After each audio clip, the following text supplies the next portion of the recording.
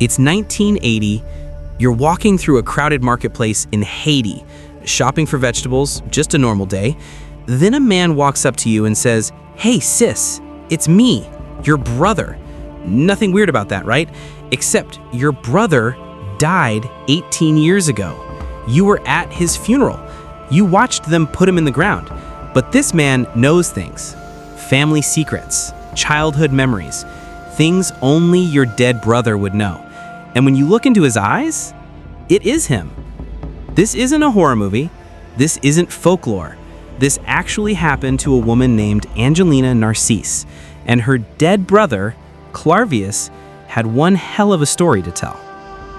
Let me tell you what happened to Clairvius Narcisse, because this case changed everything scientists thought they knew about zombies.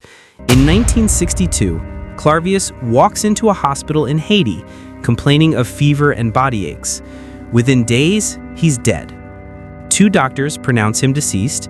His sister Angelina identifies the body. They hold a funeral. He's buried. Case closed. But here's where it gets nightmare-inducing.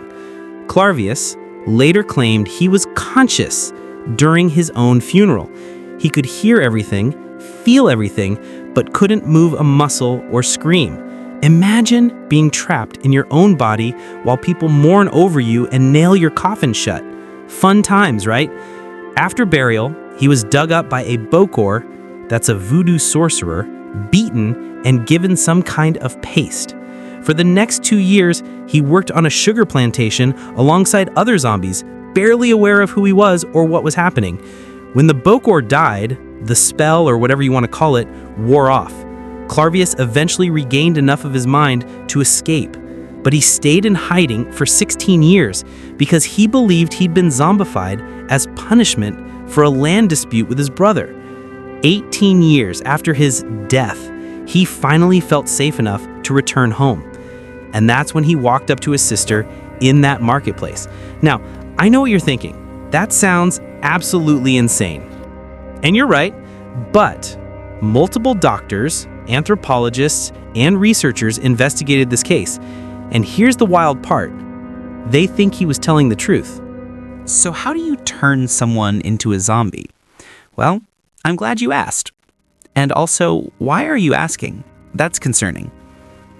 In the 1980s, ethnobotanist Wade Davis, basically a plant detective, traveled to Haiti to investigate. And he didn't just dismiss this as superstition. He actually found a scientific explanation that'll blow your mind. Davis discovered that bokors were using a powder containing some seriously nasty ingredients. Tetrodotoxin from pufferfish, the same toxin that makes fugu dangerous, toxins from poisonous toads, human remains, for psychological effect probably, and various other plants and nasty bits. Here's the terrifying part. Tetrodotoxin can slow your heart rate and breathing to almost undetectable levels. You appear dead, but you're actually alive and aware. Imagine being trapped in your own body while people plan your funeral. Then, after you're buried and dug up, you're given datura, a plant that causes delirium, memory loss, and a zombie-like suggestible state. Combine that with severe trauma, possible brain damage from oxygen deprivation, and cultural belief systems, and boom, you've got yourself a zombie. It's like the worst magic trick ever. For my next act, I'll make you wish you were dead. But wait, there's more. The word zombie itself comes from Haitian Creole and West African languages. In Haiti, zombies aren't brain-eating monsters from movies. They're victims. Think unpaid intern, but like exponentially worse. Now, before we get too excited about the cool science, let's remember, this isn't entertainment for the people involved. This is a form of social control and punishment. In Haitian communities, the fear of becoming a zombie was real. Bokors were reportedly hired to zombify people who'd broken social rules, threatened the community, or were just in the wrong place at the wrong time. It was essentially a death penalty plus forced labor, which is about as horrific as it sounds. Some scholars believe the zombification tradition might even trace back to the trauma of slavery, representing the ultimate loss of autonomy and selfhood.